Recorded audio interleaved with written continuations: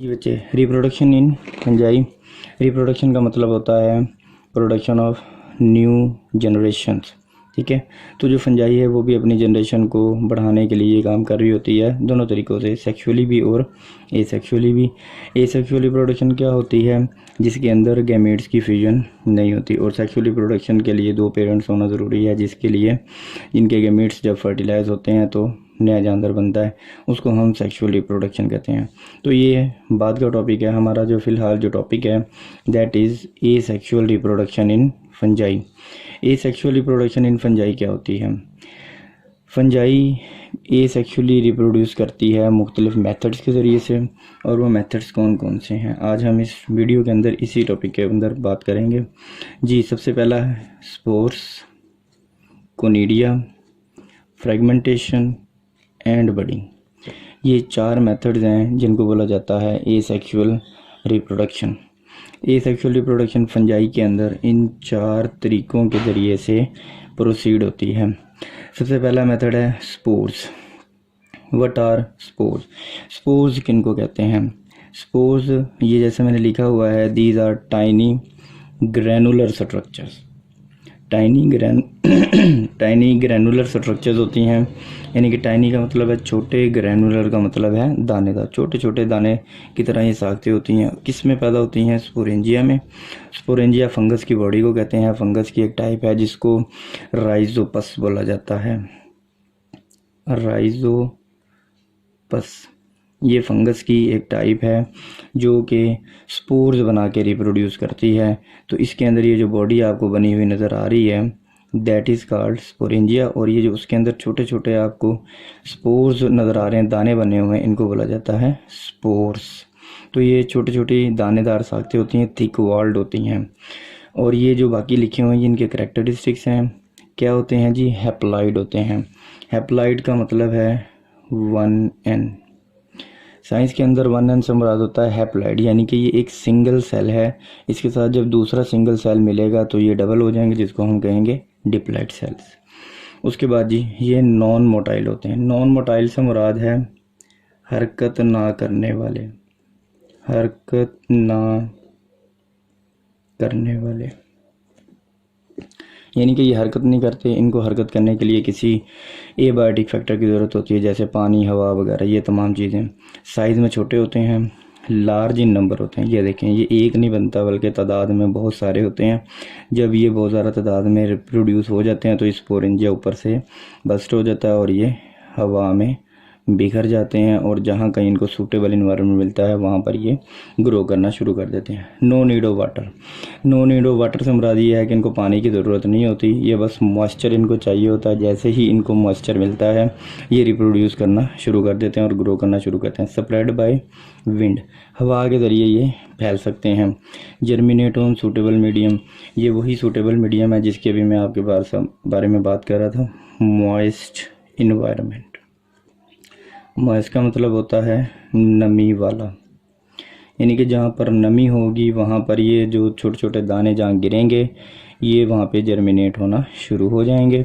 और फंजाई के अंदर ये सबसे कॉमन मेथड है रिप्रोडक्शन का, एसेक्सुअल रिप्रोडक्शन।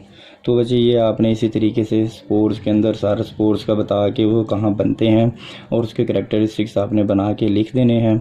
उसके बाद जी दूसरा है कोनिडिया। जिस तरह स्पोर्स बनते हैं उसी तरह कोनिडिया बनते हैं, लेकिन इनके बनने की स्ट्रक्चर्स मुख्तलिफ है, जिसको बोला जाता है कोनिडियोफोर। ये सिलेंड्रिकल होती हैं। अब ये सोलन बॉडी नहीं होती बल्कि सिलेंड्रिकल्स होती हैं। सिलेंड्रिकल किस तरीके से होती हैं ये डायग्राम में आप देख सकते हैं। ये भी क्या होते हैं? नॉन मोटाइल, यानी कि हरकत नहीं करते। चेन्स और क्लस्टर, ये जो स्ट्रक्चर बनी हुई है ये चेन लाइक स्ट्रक्चर है, इसको बोला जाता है। तो कोनिडिया चेन्स या क्लस्टर बनाते हैं। जब ये बस्ट होती है तो इसके जो स्पोर्स हैं वो भी बाहर की तरफ बिखर जाते हैं। इस स्ट्रक्चर को कोनिडियोफोर कहा जाता है, और इसमें बनने वाले जो छोटे दाने हैं इनको कोनिडिया कहा जाता है। एक ही चीज़, लेकिन स्ट्रक्चर में जहाँ बन रहे हैं उसके हवाले से हम इनको डिफरेंट नेम दे देते हैं। जैसे ये स्पोरेंजिया में बने तो हमने स्पोर्स कह दिया, ये कोनिडियोफोर में बने तो हमने इनको कोनिडिया कह दिया। Survive for weeks and develop, ये कई हफ्ते तक बिखरे हुए जो है वो पाए जा सकते हैं, और जब इनको मौका मिलता है ये डेवलप हो जाते हैं और कॉलोनीज़ बनाकर रहते हैं। क्या बनाते हैं जी? कॉलोनीज़ बना के रहते हैं, अकेले अकेले ये सरवाइव कम करते हैं। तो ये उसका दूसरा मेथड है, पहला स्पोर्स, दूसरा कोनिडियम। अब चलते हैं तीसरे मेथड की तरफ, दैट इज़ फ्रेगमेंटेशन। फ्रेगमेंट का अगर हम लिटरल मीनिंग लें तो फ्रेगमेंट का मतलब होता है टुकड़े। जब फंजाई एडल्ट, उसकी बॉडी माइसीलियम एडल्ट हो के मुख्तलिफ हिस्सों में टूट जाती है तो हर हिस्सा टूटा हुआ अपने हिस्से से नए माइसीलियम में डिवेल्प हो जाता है। यानी कि अगर एक ये हम यहाँ पे बॉडी सेल लें माइसीलियम का, और ये मैंने उसको 3 हिस्सों में तोड़ दिया, अब ये अलहदा डिवेल्प होगा, ये अलहदा डिवेल्प हो जाएगा और ये अलहदा डिवेल्प हो जाएगा। तो एक माइसीलियम से 3 नए माइसीलियम बनना शुरू हो जाएंगे। और ये काम किसके ज़रिए हुआ है? फ्रेगमेंट्स के ज़रिए, टुकड़ों के ज़रिए से। ये सारे क्या हैं? टुकड़े। तो इस मेथड को जिसके अंदर कोई जानदार फ्रेगमेंटेशन के ज़रिए रिप्रोड्यूस करता है तो उसको फ्रेगमेंटेशन कहते हैं। ये कुछ एनिमल्स में भी होती है, जैसे कि प्लेनेरिया है, उसके अंदर भी ये पाई जाती है। जब हम प्लेनेरिया के बारे में बात करेंगे तो उसके अंदर इसको डिटेल से पढ़ेंगे। अभी फ़िलहाल ये जो फंजाई है कि अगर उसकी बॉडी माइसीलियम जो है मुख्तलिफ टुकड़ों में टूट जाए तो जितने टुकड़े बनते हैं हर टुकड़ा एक नई माइसीलियम में डिवेल्प हो जाता है। और लास्ट पे देखते हैं जी बडिंग। बड का मतलब, बड का अगर हम लिटरल मीनिंग लें तो इसको बोला जाता है उभार। उभार का मतलब है उभरी हुई जगह। कोई चीज़ जब उभरती है बाहर की तरफ तो उसको हम कहते हैं बड। जैसे स्किन पे अगर कोई पिंपल या दाना निकला है तो हमारी स्किन भी ऊपर की तरफ उभरना शुरू कर देती है, तो उस सरफेस को बोलते हैं बड। तो इसी तरीके से जो फंगस की कुछ टाइप्स हैं जो बडिंग के ज़रिए से रिप्रोड्यूस करती हैं तो उसको बोला जाता है बडिंग प्रोसेस। बडिंग को अगर आपने डिफाइन करना तो कैसे करेंगे? An asymmetric division in which tiny outgrowth or bud is formed which may separate and grow by equal cell divisions। इसको बोला जाता है बडिंग। यानी कि जब एक सेल पे, ये देखें, ये फंगस का एक सेल है। कौन सी फंगस है? यीस्ट।